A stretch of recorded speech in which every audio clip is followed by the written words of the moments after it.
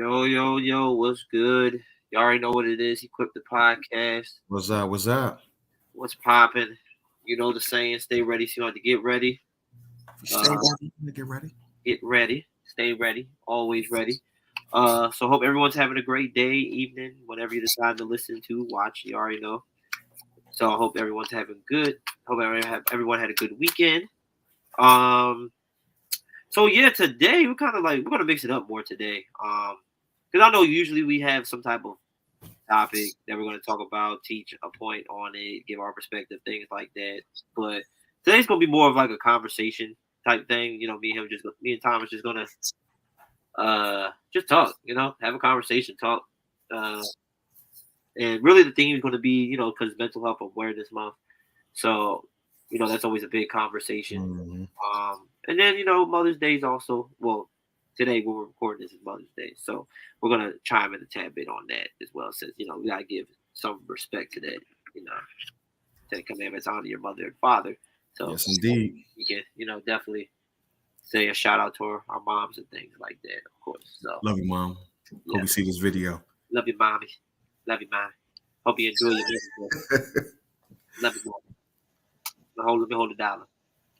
Let me hold something quick. Yeah, you know. Something real quick. You'll hear that forever. Is it weird to ask your mom? Like, have you asked your mom for money in a while? It's been a minute. It's been a minute. Like honestly, if I ever had, like, now it's like it has to be like a last resort, like a last resort, like very last resort. Like if I'm asking either my parents for money like that, like now it has to be a last resort. Yeah, I gotta be like really like. Yeah, like you gotta be down to I gotta be like super bad. Sure. Yeah, I feel the same way. Because you know, it's funny because my mom, like she since you know, everyone all of her kids are grown now, so she's buying, so she's going out doing her thing. I'm like, hey, hold up, yo, you can go ahead and you know, my birthday coming up, you know what I'm saying, you know, that type of thing. so it's just funny to see, you know, I never asked, but I just be hoping it'd be like, you know, I'll go ahead and give you a little $50 here. Yeah, you know what I'm saying? Shit, Mom, bless you. A little something. Something for the, you know. I mean, it's just weird. I guess we're at this point. Nah, it is. Yeah. It's very weird, actually. Just being an adult, I guess. Being an adult. Yeah. So much fun. Is man. I'm so glad to be decided to do this. Yep. Yeah. And it's not stopping. Ever. It doesn't turn off until we go to the grave or Jesus comes. So one of the two. Yep. One of the two. One of the two. One of the two. So yeah. So let's get into, I guess, in some of this mental health talk. I talked a little bit about, I did like a short podcast last week. I mean, I just did some like quick tips on how to deal with like anxiety and things like that. So I did some quick, you know, there's a little quick tool just to kind of try to help people deal with anxiety when it happens and things like that. Something like real small. So to be honest, like, this is something I kind of want to do, and I remember I seen this on I Am Athlete. They used to do this, like with the podcast, like when COVID first started. They used to do this a lot, and I actually kind of like it, and I think we should implement that more. So they used to do check-ins. They'll call it check-ins. So they'll do 3 different categories for checking in. It'll be like a category for like mental health, category like how's like you are you financially, and I can't remember what the last one was. But I know mental health, like mentally, how are you? And then how, like, as far as like life is going, like things like that, like check in. So I kind of want to start us, I guess, kind of elaborating on that, like, you know, check in. So like right now, how are you like mentally checking? If you can say, you know, on a scale of 1 to 10. Man, honestly, I think I'll probably be like maybe like a 6 or a 7. And I say that because I talked, you know, we talked before of this, but, you know, for the audience who don't know, they don't know. But I've been dealing with like depression, anxiety, and also kind of like feelings of detachment, whereas though I don't feel, it's a feeling of like not being at home in your body. You know what I'm saying? You kind of feel like, you know, you're you just kind of going with the flow in life, and you don't really have any control. You're at the mercy of your life, and it's like you really aren't really present or present in the moment. You know what I'm saying? And so it just life goes, time goes by quickly for me. Like it'll be a whole day can go by, and I'll be like, man, it's 5 o'clock already. You know what I'm saying? And it feels like it's been like minutes almost sometimes. And so it's very interesting that this season is interesting for me because I recently been going to therapy, and I'm also on medication as well. I don't mind sharing that, but I'm on medication as well. So I'm trying to that. So the therapy, but also like I guess coupled with like the medication, I'm trying to figure out. Me and my counselor trying to figure out, I guess, possible solutions or like how to track what's going on with me. And so that's been a journey. I think that I'm learning that I need to like journal a little bit more because sometimes I forget, or if I have like a breakthrough or something, I'm like, oh, and then I either forget about it. And sometimes I remember, but I feel like if I record it a little bit more, like write it down, then I will be able to track it better. But so yeah, I would say a 6. I've been just been little things has been encouraging me, but I'm not fully. I guess if I'm not a 10, obviously it's a 6. So I'm maintaining right now. Okay. Yeah. What about you, bro? I'm gonna be honest. I'm probably like 6, 7 myself. It's just like a lot of life changes is coming soon. Get married in September. Yep. Deal with all that work, school stuff, different decisions I have to make coming up and stuff like that. Not gonna do much more, but I don't know. It's just a lot, and then teaching like Wednesdays, Sundays. My Monday group, school. It's just like I don't know. It's just a lot, yo. There's a lot to think about. A lot of nights. Me just even saying to myself, like, I just hope I'm ready. Hopefully I can handle all this stuff. I mean, it's draining, and and I'm fighting not going into depression mode. It's like I'm on the brink sometimes, and then other times I'm like, okay, cool, I'm good. But then other times I'm like, I'm on the brink, like, yeah, like I'm almost there. So I've been trying my best not to like get there. Try to, do my due diligence. But to be honest, I know I could be doing things better. Yeah. I know I definitely could be doing things better. There's times where I just don't feel like it. So what does fighting look like to you? Like, could you mention that you kind of like you're fighting not to go into like a depression or like fighting to not go into that space? What does fighting look like to you? And I guess like what are some of the tools that you use that to kind of navigate through that? Okay. Well, to be honest, like me finding it in this moment, like I feel like I'm not doing it the most proper way I should be doing it. Like for instance, I'm not really letting people know. Like I mean, like certain people I've told them, but it's like I'm not really doing it as often. So also I feel like I'm not scheduling my stuff properly or more consistently, I would say, because I think that has a lot to do with it too. And I just be getting like lazy with it. I need to actually just sit down and just do it per week and make sure I'm actually looking at it. Right. I think that has a lot to do with it as well. And to be honest, I should be praying more about it. And I haven't been. I just been kind of like praying about other stuff and putting myself off in the back burner. I feel like so. So I could definitely tell like that when I'm not doing the best like I should be doing. Like I should be praying more for myself. I should be talking to more people about it.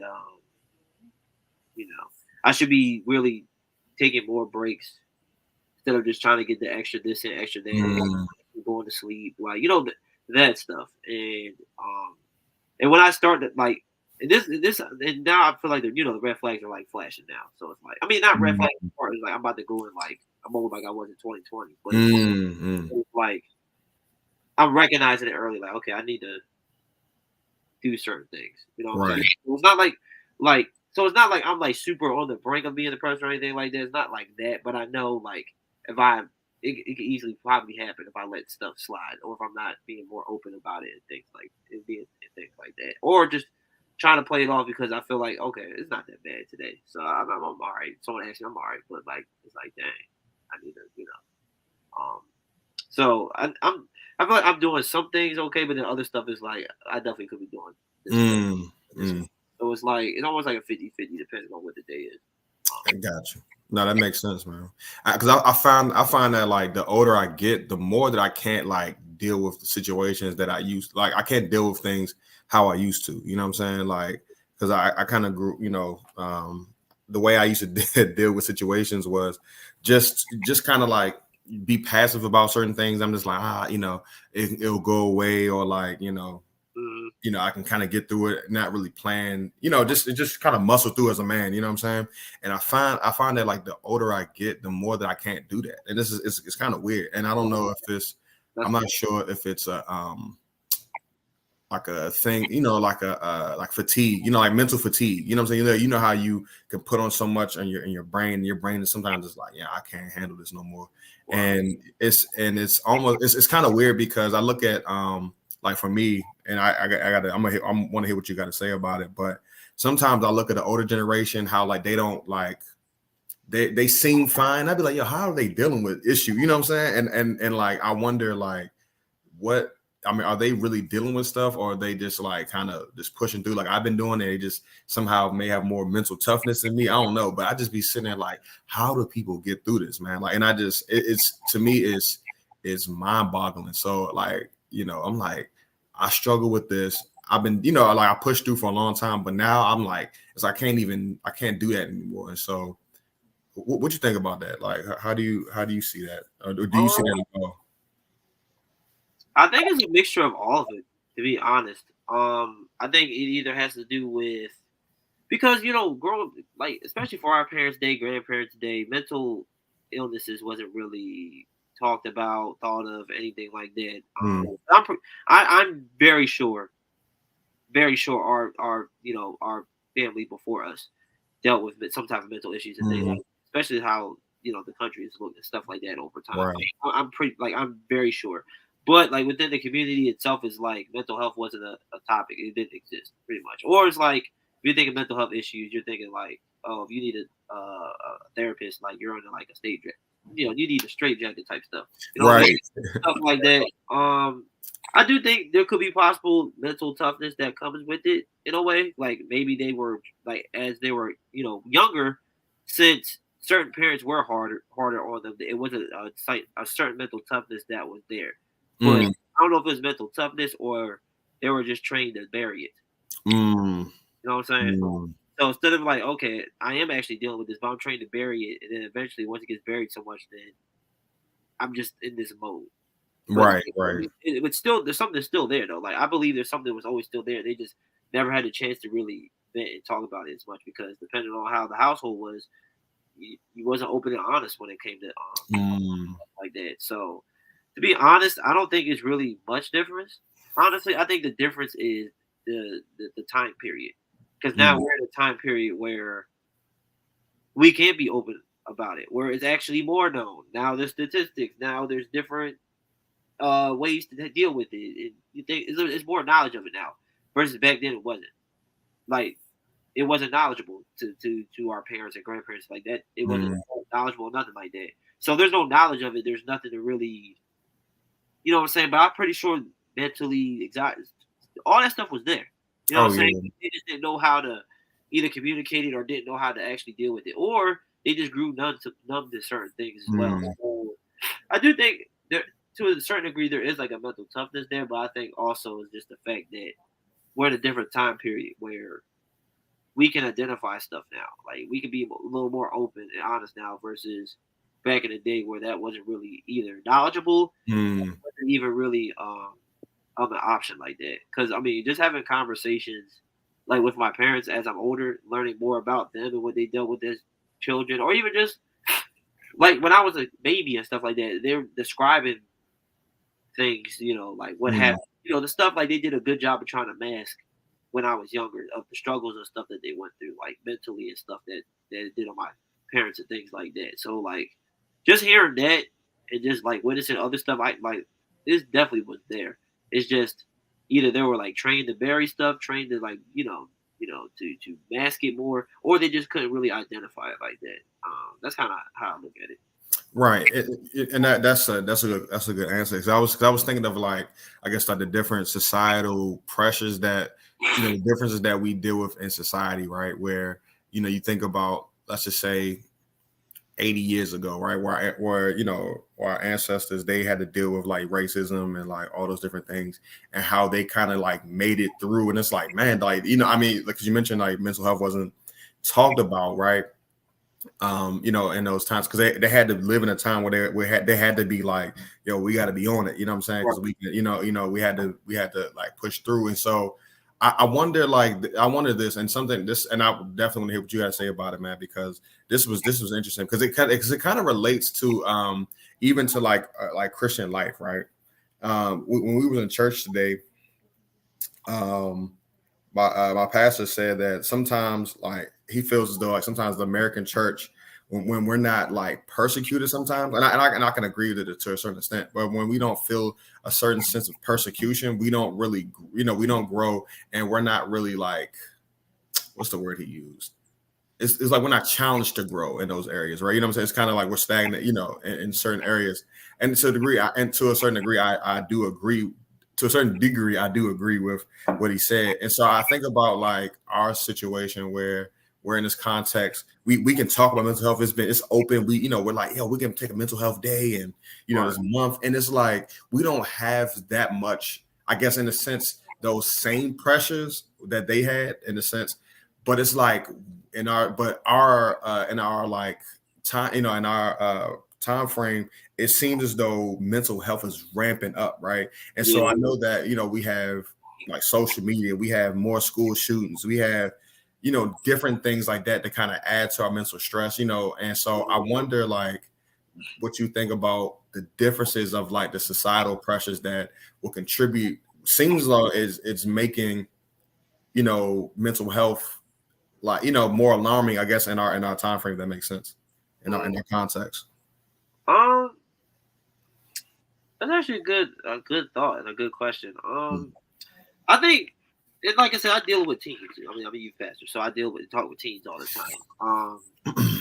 So I think honestly, I think the household system you grow up in is pivotal. I mean, obviously, statistically, like majority, like how you grow up, this environment that you're surrounded with, majority of the time, that's the direction that you go, right?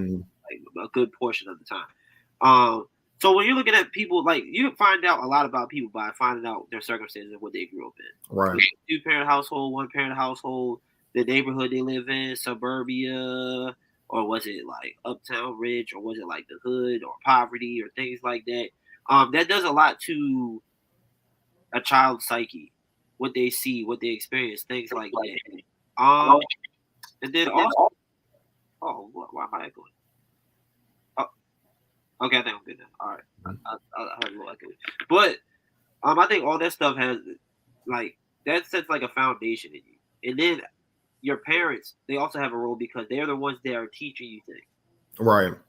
Like whether they are actually purposely teaching you or not, they are teaching you things. So they're cursing and stuff around you, even though they're not telling you to do it, you're going to pay attention to that because that's what you're seeing. At a young age, you're absorbing everything like a sponge. So if they're not specifically telling you and talking to you about certain things, you're going to learn one way or the other. I think majority. Right. So whether they're actually teaching you or whether they're just observing what you're doing, the child is learning. At a young age, you're absorbing everything. You remember everything like a sponge. Like whether you have a child that you're listening to, like people who are listening right now, you have a child, you have a niece, a nephew, any type of little kid, you already know. They repeat everything you say. They don't lie. Like they know, like a lot of kids like that, they be telling the truth because they absorb everything. Like everything they hear, see, and stuff like that, they seen it from somewhere. Whether it's from you or whether it's from a TV, YouTube, or something like that. Because at that age, especially even like teenagers and stuff like that, they're still young in their minds. They're impressionable. Yeah, you know what I'm saying? Like they're still growing and developing at those ages.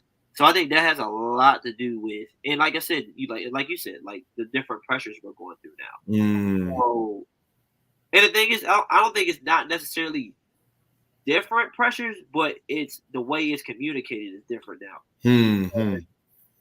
Like whether it's racism, whether it's school shootings, whether it's all this other different stuff, like all this stuff that's going on. It's always been around to a certain degree. It's more in your face now. Mm. Bullying is definitely changed now because people can create things that go viral now. Not only your school's making fun of you, the whole country can be making fun of you. Right. You know what I'm saying? So the difference is it's just the access to everybody. Mm. You know what I mean? Because back then you could be bullied, but it's only from people in the school or people just in the class that know about it. Like it's not everywhere. Now it's everywhere. Now you put it out there, the whole county see it, the whole state see it. You know what I'm saying? Like more people have access to things, right? So now the news is always in your face, drama is always in your face, all this stuff is in your face every single day. Now everyone has a platform talking and saying X, Y, and Z and stuff like obviously what we're doing right now. But everyone, it's so much stuff that everyone's out here putting out now. So there's more stuff, whether it's positive or whether it's super negative stuff, is all in our face every single day now, and that's what the kids are having to deal with nowadays, right? So if they're seeing mental health, people dealing with mental health and stuff like that, it's in your face. It's going to be triggering and things like that. I think that has a lot to do with it. And piggybacking this off what I guess what your pastor said, I think to a certain degree. Not even to a certain degree. I agree with it a lot, actually. Right. Yeah. As the American church, we're only taught to deal with struggles when there's only a reward at the end. Mm-hmm. Or like, you know what? All right, make sure you tithe, and guess what? God's going to bless you. God's going to get you out of this certain situation because you gave 10%. And we're drilling this in people's heads and things like that. So people, they want to endure they want to endure struggles and stuff like that because they know they're getting a blessing at the end. That's what conditioned in the American church and over the past century. Like it's been conditioned that way. So now we're not able to handle things unless we get a reward at the end. When biblically, that's totally different. When you read the Bible, it's totally different. When you read the apostles' lives, totally different lifestyle. Totally different.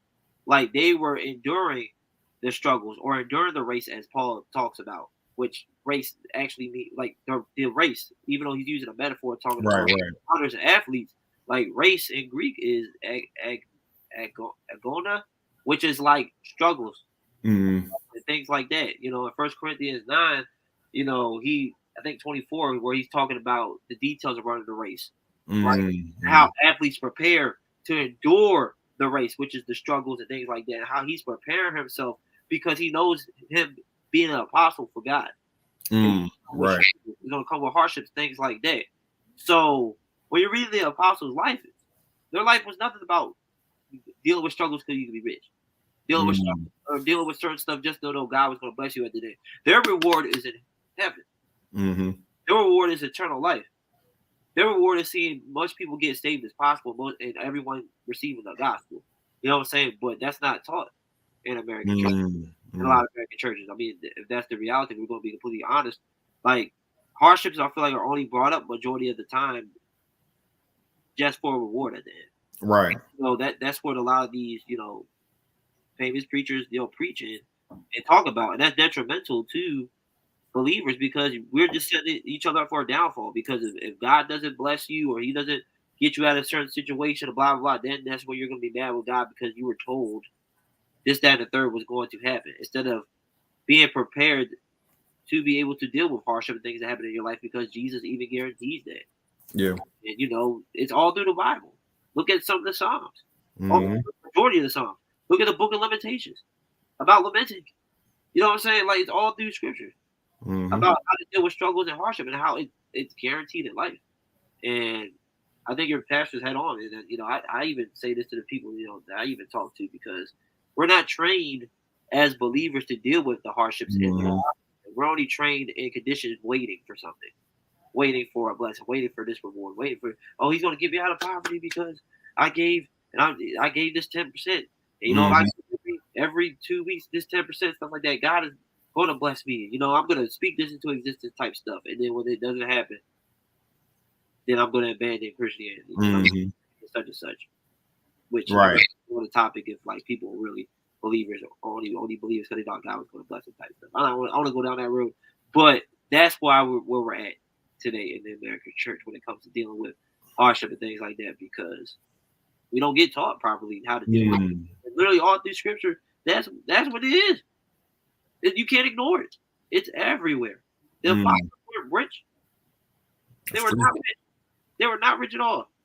You know what I'm saying? So to think that God owes us a blessing or owes us something financially or owes us for going through hardships that we're going to go through anyway, you know, whether it's for the gospel or whether you're not even a believer, you're gonna go through stuff regardless. You're gonna sin regardless. So it's like when you're really reading the scriptures and really listening to what certain people are even preaching about, it don't make sense.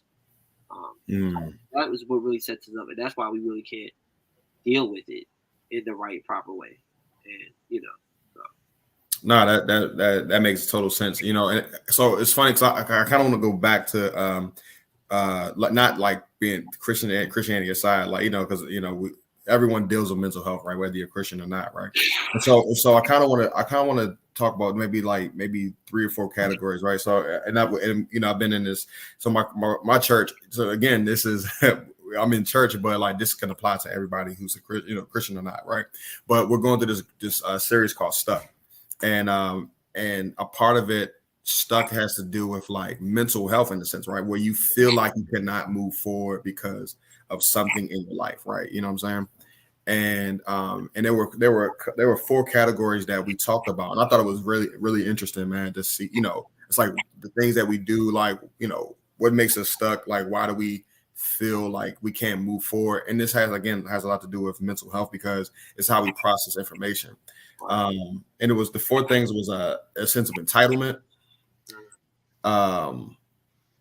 hurt, familiarity, and it was also things that are pleasurable to us as well, right?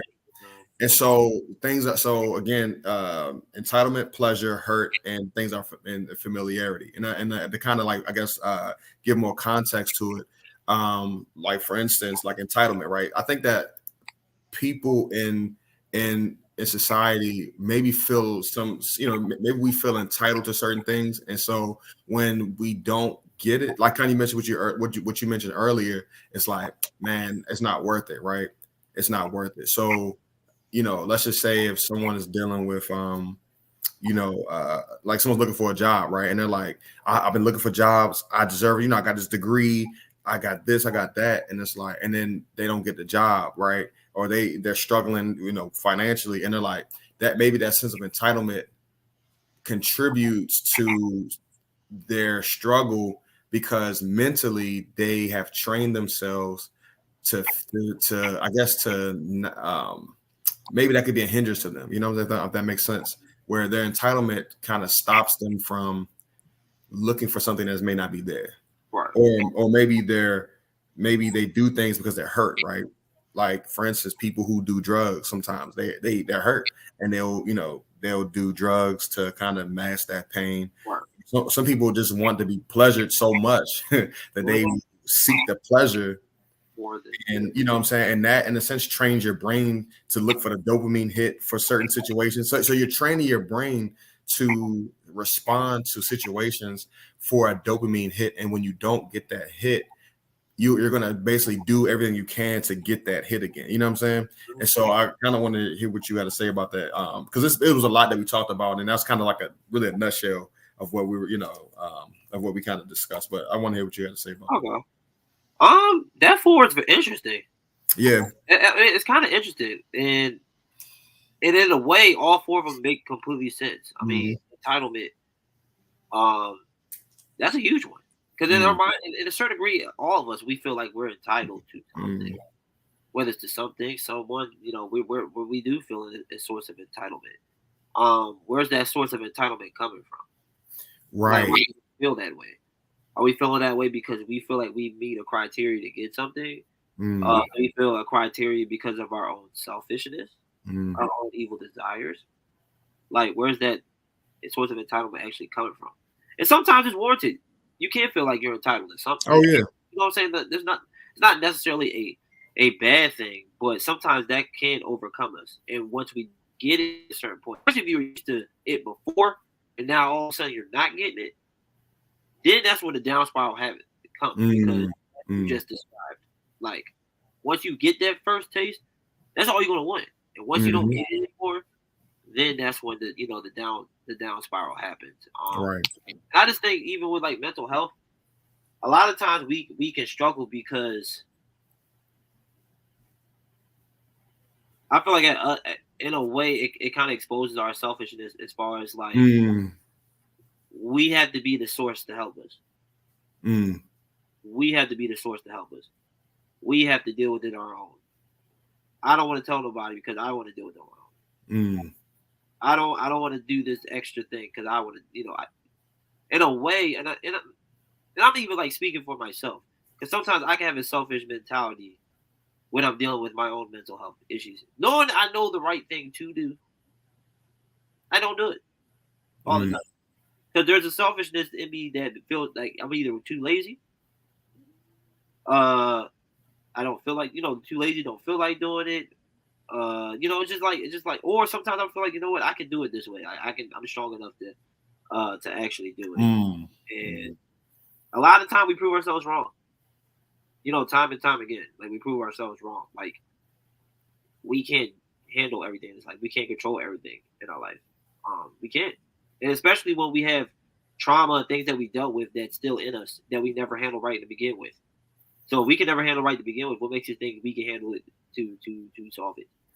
Yeah, man, and that kind of goes back to what I was talking about earlier about like feeling like, man, back in the day I could handle right, and I use that loosely, but now you're like, man, I don't have the mental capacity to in a sense fake this anymore. You know what I'm saying? And so, that I guess that kind of goes back to what I was, what I deal with a lot because I'm like, well, I can kind of push through it like I used to, and that's like a lie. And I've trained my brain to believe that, right? Again, if we're talking about mental health, right, that mindset is not healthy, and a lot of it has to do with the way we think, right? You know what I'm saying? That's mental health. It's like how we think about ourselves, how we think about God, how we think about society, all those things, right? And so for me to I guess rehearse these mindsets they're not fruitful, it contributes to, I guess, the mental strain that I already have, you know what I mean? And I think that's something that we all deal with because we believe certain things, or we, like a little laziness. I'm just, I don't feel like doing this today, or even familiarity as well. Was like, I've been on this road before, I can get through it, so those things could hurt us instead of help us. And so, no, I definitely agree with that. And I guess like as we're talking about this, right? Because I think it's important to have the mental health conversations, to identify things like that. But I think we also need to talk more about just acknowledge that there are solutions. Saying that there are ways to help deal with it. Because sometimes we can be in a way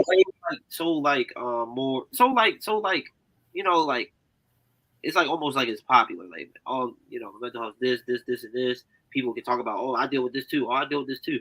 Oh yeah, I deal. I go. You know what I'm saying? It's like it's almost catchy in a way, and it's like, why don't we do that for solutions? Why we don't to help each other? Like, you know what? Yes, I deal with this too, but this is what I'm doing to help it. This is what I'm going through to help that situation. Like, it's so familiar, right? It's so familiar and easy to identify our problems in it. And honestly, it's like that, period. Like, if you ask somebody what their weaknesses are, they can name a list. But if you ask somebody what they're good at, what they're special at, that's when they get timid. That's when they get shy. Unless they're like overly arrogant and stuff like that. That's different. But for a good portion of people, when you start talking about, oh yeah, so what are you good at? Things like that, it's just like the kind of offish and stuff like that. And it's like, to me, it's like almost the same mentality with mental health in a way that's like, we can identify the negatives, we can talk about how bad it is, we can say this, that, and the third, but it's like we need to keep that same energy for the good things that we're doing to help with it. The steps that we're taking to help with it. The freedom to be like, you know what? I know I can't handle this. I wasn't created to handle everything. You know what I'm saying? We weren't created to do life for no. We wasn't created to make life happen for us because we can't make life happen for us. It's impossible.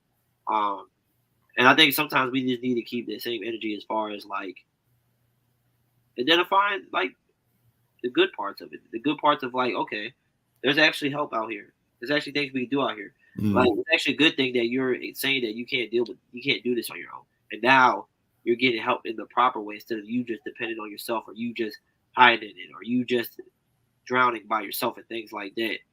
Um, so I mean, like, why do you think it's like that, if you will? Like, is it just because it's like we just in a world where it's like they don't care about the positive stuff. They don't care about how to get help. Like the people just want to be in these situations and things like that.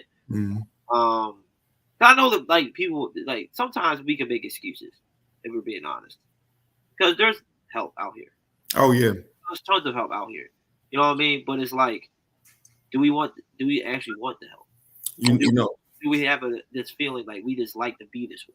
You know what I'm saying? Yeah, again, it goes back to what I mentioned earlier about one of the 4 things was familiarity. I think like we're so in our society, we're so familiar with pain and like, and just different things that we go through that it's almost like, oh, this is what life is, right? And it's like this is normal.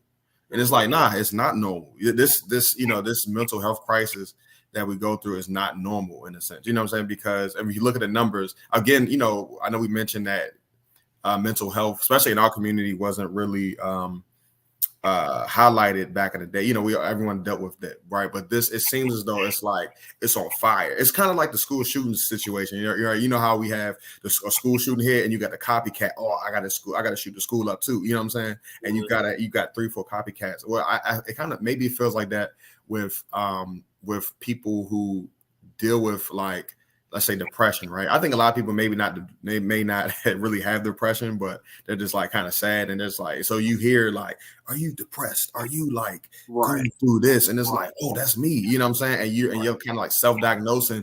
And then once you kind of put that in your brain, then maybe your body does go through a sense of like, you're believing you're sad. You're believing I'm nothing. I'm, and all that. And so we're so familiar with the pain. It's funny. I think about the verse where Jesus meets the paralytic man who's at the pool of Bethsaida, and the man's at the pool, and he's like, the story goes, the angel comes and he stirs the water up, and whoever jumps in first gets healed. And so this paralytic man is like, he's there. He's been there for like 30 years or something like that. And Jesus comes and he's talking to Jesus and Jesus, just having a conversation with him. He says, I don't have a man to throw me in the water. And I was thinking, like, if you're by a pool for 35 years, right, and you're like a paralytic, I would think, I mean, I don't know how the pool was, I don't know the geography of it, but I would feel like I'll be laying right at the edge of that joint. You know what I'm saying? As soon as it just stare, I'm falling in. You know what I'm saying? Yeah. And so I thought about that story because, Jesus asked the paralytic man. He said, do you want to be made well, right? And it's kind of goes back to what your question was. I don't know if we want to be made well in this country, and I say this too because I think this fits what we're talking about. There was in New York City. It was, I can't remember what health journal it was in, but it was like a study done, right, where they wanted to see how much, I guess, sugar they drunk in New York, and soda, in sodas, right? And so they did the poll, and so I guess the mayor of New York, I can't remember what year it is, I got to go back and find that thing, but the mayor of New York basically was like, we got to remove the sugar because we see that people, they're dying of high blood pressure, diabetes and all this other stuff. And he petitioned that. Now, mind you, this is the mayor of New York, right? He petitioned that to get sodas, sold smaller, whatever, right? And the people pushed back because they wanted their soda. You know what I'm saying? They wanted those. And so you see that like there was a sense to kind of correct what was going on, but the people pushed back, right? Because they're so familiar, because they're like, bro, you don't you realize that 30 to 60 million people are living with diabetes right now? And you see it all around you, but they're like, I want that sugar, bro. And I think it goes back to mental health. It's like, Now I'm so used to being in pain. Maybe there's no hope for me. Whatever. I'm just gonna deal with it like this. So I think to answer your question, I don't know if we have the fortitude to want to be made well, but also the motivation really, because I think that, pain, pain can be monetized. You know what I'm saying? Mental health can be monetized. And unfortunately, people who suffer the most are the ones who, quite frankly, are the ones that, I guess fall subject to the world in a sense, if that makes sense, right? Yeah. Where these, the mental health facilities or whatever, they make money off of the hysteria of mental health, and people aren't really being helped. So I don't know if they've been equipped, if that makes sense. No, I mean that makes perfect sense. I agree. Piggybacking off of what you're saying, like, I think of the Israelites wandering in the forest after God freed them from Egypt. How they were so in agony and so complaining that they wanted to go back after they were slaves. They were slaves. You even have African American, the transatlantic slave. When Harriet Tubman, she even said that she could have freed more people, but they didn't want to go. Right. You know what I'm saying? Because whether they just so brainwashed or they were just scared or things like that. Not necessarily blaming them, but sometimes people don't either want to be made well, or some people can just be stuck because they've been so conditioned in such a way for such a a long period of time. So it's not like we're like picking on people who like are not trying to get help and things like that, or just right. But the reality is there's some type of, I don't want to say like a high for not being well and things like that, but it's just something about being able to not be well and things like that that's like people just like gravitating. You know what I'm saying? Like people just want to be that. And sometimes like people try to out sad story each other or out mental health. It's like it sounds crazy either way. Like both of y'all trying to out, like it sounds crazy either way. You know what I'm saying? You're trying to do this. Like, you know what I mean? And it's like, what's the real purpose here? You know what I'm saying? Sometimes I really be thinking that, what's the real purpose here? Because there are people who are actually dealing with crazy mental health issues that they don't be doing this. You know yeah. So it's like sometimes I can think about, okay, this person really being genuine, or they have like some type of motive. If I'm being quite honest, because I do think some people do be capping sometimes. I honestly do. I'm not paid, but people do be capping about their mental health and stuff like that. Oh, yeah. You got people out here who actually are. So when you have people out here fake outraging, it makes it harder for people who do deal with mental health issues, because they don't want to be labeled as this person who's not really genuine, or this person always complaining about something, stuff like that. You know what I mean? Like it can make harder for them to actually be more open about it, because you have people out here who might not be as bad as they're trying to be. I mean, and that's just a reality when it comes to mental health as well. You do have people who do that. I mean, it's real. You know what I'm saying? Because now it's at an all-time high. And I know obviously a part of it is because it's more identified now and things like that, but like you said, people self-diagnosing themselves. It's a huge thing. Like, oh, I'm this, or I'm that, but never really seen a doctor, hasn't talked to nobody, hasn't, they go on WebMD and oh, sure, okay, I definitely have, what I'm saying? I definitely have and stuff like that. It's not, like, nah, it's not no cool thing to say or to have. Like, it's not no like a fad. And sometimes the stuff can feel like a fad. Like, so I can see some people who press up against it. I can see their motives sometimes, because it can seem that way, So sometimes we just gotta be real with be really real with ourselves. Right. And really think, okay, this is a B issue, or this is something mentally, chemically wrong with my brain, or is this just me? Like you said, like either being sad or being anxious and things like that. Because I mean, you can still have these symptoms and these things that stem from like mental health and stuff like that. Like stuff can happen, but it doesn't mean like you're like OD, like super, depressed type. You know what I'm saying? Yeah, like how self, because I haven't been clinically diagnosed, so I'll say like I feel like I have to this, that, and the third, but I'm not going to self clinically, which I've been bluffed. I should be going to the doctors to really see if there's more there.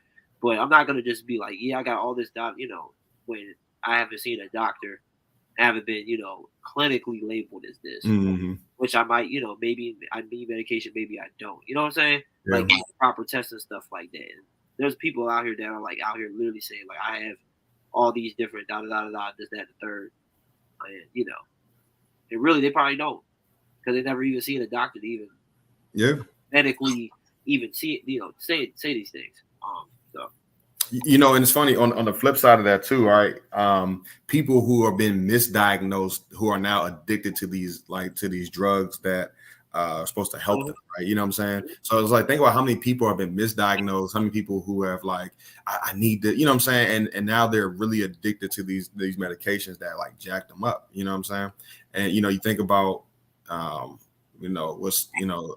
all the, because I think I'm not sure if fentanyl was one of the drugs that people used to combat, what was that? I can't remember what condition, but it ended up becoming a health crisis. You know what I'm saying? I mean, it all goes back to all the drugs that was used, the Xanax and all that stuff like that. Those things had a purpose. And so now, it was now they become drugs that have been abused now because of, I guess, the mental health crisis in this country. You know what I'm saying? So I think about that, and it's kind of sad though, because people really are suffering. Because I think about myself too. I think about like, man, like I had a conversation with my wife about this, about some people, I guess they fall in that category because they don't really feel like people understand where they are. And I feel like that sometimes too, where I'm like, man, I don't know if people really understand where I stand. You know what I'm saying? Like, my experience, I don't know if that is something that's relatable.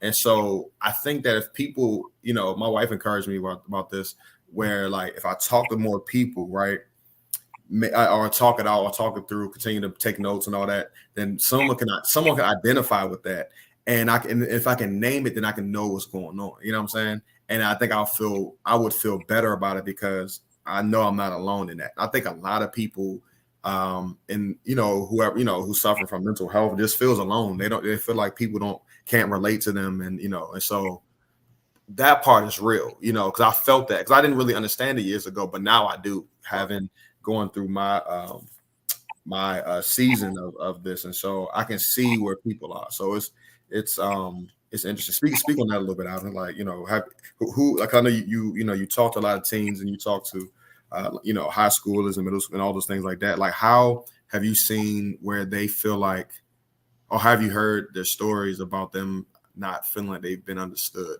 And how, in what ways have you, I guess, trained your ear to listen for that, and also to try to I guess, understand their story and let them know that you understand, or something like that? I mean, yeah, okay, that's a good question. I mean, I've heard it all, like whether it's from their living situations, which that's where literally all of it stems from. Living like their living situation, or some type of harm that's been caused to them, which might have caused them to act this way. Because a lot of the kids talk about they've been harmed in some way, which had a huge effect on their mental health. What's another thing, honestly? But I think those are the two main things that when it comes to teens with mental health is either their home situation, home life, how they grew up, relationship with their parents. Something might maybe either happen to them, or they've been bullied a lot. You know what I'm saying? Like it's always, literally most of the cases those three. So just from the years I've dealt with it, I'm just able to. I mean, for one, I can relate because I've dealt with a good portion of the stuff they've been through, so I get it on that perspective. And then from other perspectives, you just have to learn to not listen to fix, but listen just to listen and stuff like that. A lot of them, they're scared, they feel hopeless, even when you're giving them your ear, your shoulder, everything to be there for them. It's just hard for them to take that or to listen to that, And sometimes I do feel like I just feel like they're so stuck that they just want to be like this. Sometimes. I feel like that's the one, as we just talked about, they're familiar with that. More comfortable, more familiar with the pain and the hurt and dealing with this on their own than possibly trusting somebody to help them overcome these things. possibly having Christ to help them overcome these things. But it's like so hurt and broken and so familiar with this, so it's like I'd rather just kind of stay here, not And like I said, like sometimes like I'm able to, they'll open up to me, which a lot of times they open up to me and we'll talk, and I see a lot of teams like overcome different things, Christ helping them, and just us leaders and stuff like that. And I seen some like it's always back and forth, give or take. And then I see some they just can't open. They just can't open up. They just can't trust. They just kind of stay where they're at. So it's kind of hard to watch all the different phases of that, because a lot of it's hard when you're like offering the help and things like that. They're just not biting at all. They just rather, like it's hard. But your purpose there is to plant the seeds, to listen, to be there, to be an avenue where they can help. To teach them that Jesus can help with the stuff they're dealing with. But it's hard because they've gone through a lot of hurt and pain and things like that, where it's like, or even trust issues. As the young person, trust is everything, and once you break it, you're done. It's hard to earn that back. And once they've been harmed or hurt too many times, they just feel like forget it. Like even if this person is truthful about what they're saying, I can't take that. I can't take that risk. So it's like, it was definitely tough to sit there and to listen, and it's like. Because you listen to it all the time, but then after that, it's like, all right, like, what are we gonna do about this? Yeah, you know what I'm saying? Like, what are we gonna do about this? You know what I'm saying? The thing is, like, adults are the same thing. They're exactly the same way. It ain't much different, at least from teens. I understand it. Their brains are still developing. They'll be like, I'm expecting them more to be like this versus adults. There's adults who still are in this mode where it's like they have the help. You can offer them everything, but it's just a hard thing for them to be like, you know what? I'm gonna do this. I'm gonna be disciplined to this. I'm like, no matter how hard it is, I'm gonna do this. And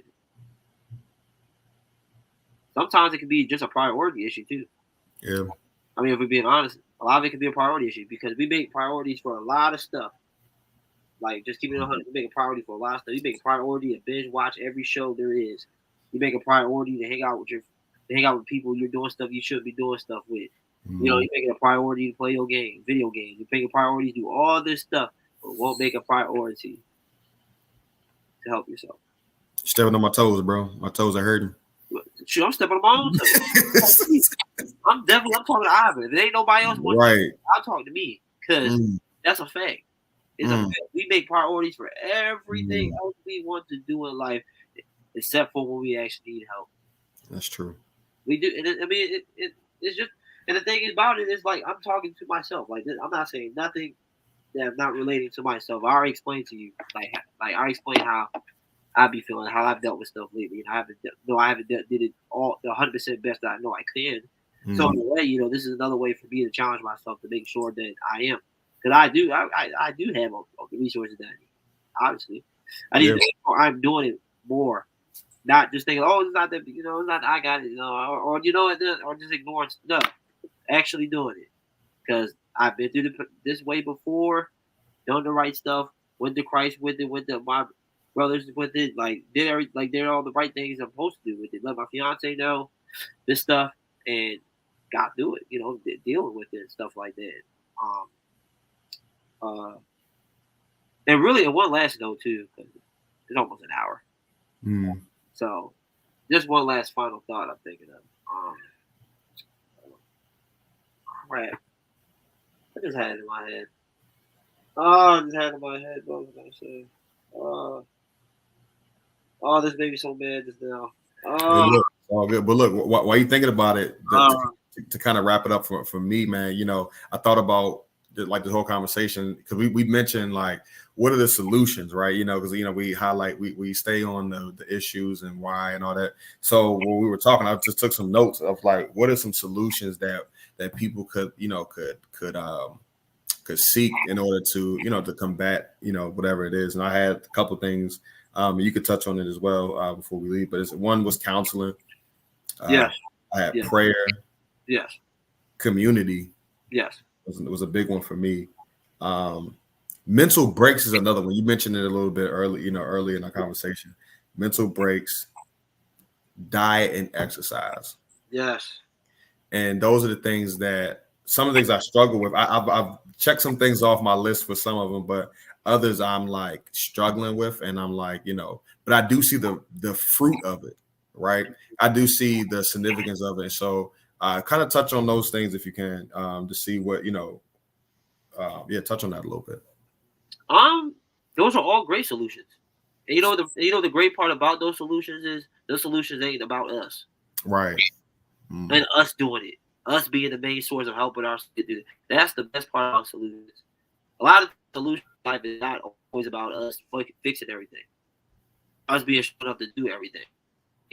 We get out the mentality of us trying to control everything in our lives, and us just being us trying to do too much, or us trying to be strong and things like that. Like, it will be really beneficial to us as far as us dealing with the stuff that we're going through. Because honestly, some of the stuff we might have to deal with for the rest of our lives. Like, that's the reality. Some stuff we're just not made to just get over it.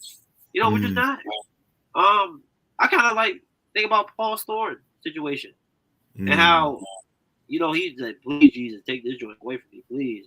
Jesus like, nah, bro, you need that. I'm not gonna take that. Need that. You're good. Because guess what? You're always gonna know your source of strength is me. You know what I'm saying? That's why I kind of feel like when I deal with this potential depression type, discouragement type, stuff for myself through, how I grew up and the bullying and all the health complications and dealing with all the mental stuff and stuff like that. Like, there's so many times I prayed for God to take that away. Like, even to this day, I'm just like, I hate it. Honestly, I hate it. Like, I wish I could just be like, I can see what other people say about me, or even like some of the ministry stuff. I wish I could see what other people see.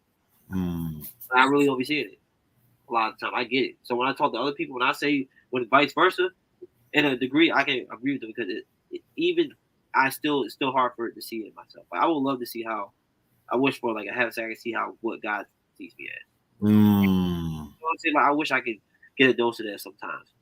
And like, it's like I hate it, but I know it's beneficial for me because my source of strength is always coming through Christ. Always, He's the one that's always going to help me persevere.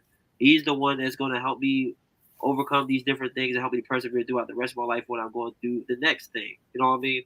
And that's what I need, because me to have to depend on Him is taking the power that I think I have on situations in my life, which I know I don't have. You know what I'm saying? So I like all those stuff that you said because it takes the us factor out of it. And it's putting it off on everything else to help us. You know what I'm saying? To take us out of the driver's seat, because we like to be in the driver's seat in our life. We want to be in the driver's seat. We want to be in the driver's seat whether we're trying to be Mr. Fix-It, or we want to be in the driver's seat as far as us being stuck in a hole and just want to stay. We just in the driver's seat when it comes to both. And in order to get out of both, you need to sit in the passenger seat. Matter of fact, you need to sit in the back. Sit in the back. Get in the back. Sometimes you gotta get in the back and just be, let someone drive. You may give them directions, but give them what's going on, but let them drive it. So that's big, man. That's big. So I just, and whoever's, if whoever's see this video and you dealing with, you deal with mental health, just really pursue that. Really pursue what the options that we presented, because it's worth it. Even though I don't always feel like people understand me, and sometimes I do think man, it's hopeless, but I do have pockets of hope, and I do have pockets of like, what, I can get through this, and it's not the end of the road nor end of the tunnel. And so I would encourage someone, to keep pushing, to keep seeking, those aspects of counseling, asking God to help you with the situation, and community and all those things, man, because they could be really beneficial for you. So I would encourage someone to do that. Yeah. I was listening. So. Yeah, I agree, bro. We got, like I said, priority. It definitely matters. Priority. Like, as we're encouraging, also let's take accountability and say, all right, am I going to make this a priority? Am I actually going to go and get a therapist, find a therapist? Am I actually going to go to the doctor and get checked out? Am I actually going to be in community with people, make that a priority, and let people know what I'm dealing with? Am I actually going to be in community and trust Christ and pray more to Him. Have Him guide me. Read my word more. Like, am I going to do those things? You know, that's what it boils down to. And we got to be more strict with it. We got to be way more strict. We have to make it a priority. Whether you got to schedule it, whether you got to write it down, whether you got to tell some people like, nah, like I got to do this, X, Y, and Z. Like, you have to make it a priority because your priorities are where your heart truly at. That's true. Where your priorities at, that's where your heart truly is. So your priorities are on everything else and doing everything else, stuff like that. Then your heart's not truly on trying to deal with what you're dealing with. And we just gotta make it a priority. Like even with my own freaking self, I need to make I put more stuff on more priority. You know, and I know it's a little more harder now because I got all this stuff coming up. But I can still find time to do it. You know what I'm saying? I can still find time. Like we got enough time. And I know time is one of the biggest excuses, which is valid because there are, you know, time is, I get it, especially when you got kids and all that. Like I get it. Like it is a lot for a lot of people's schedules. You know, I get it. But the things you're making priorities for, just weigh it out.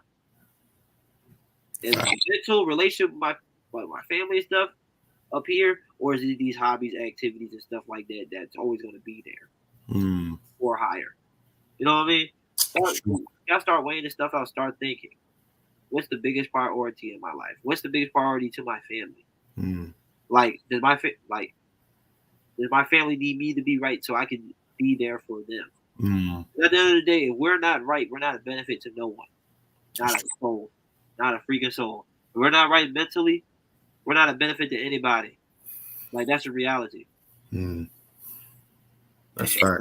It's a tough pill to swallow, but if we are not right mentally, you're not going to be right for your family, your kids, your siblings, your parents, people you work with, no matter what. Like, you're not mentally right. You're not giving them the best 100% you. You're not. You're just not.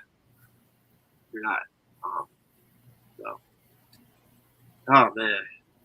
This is some deep stuff.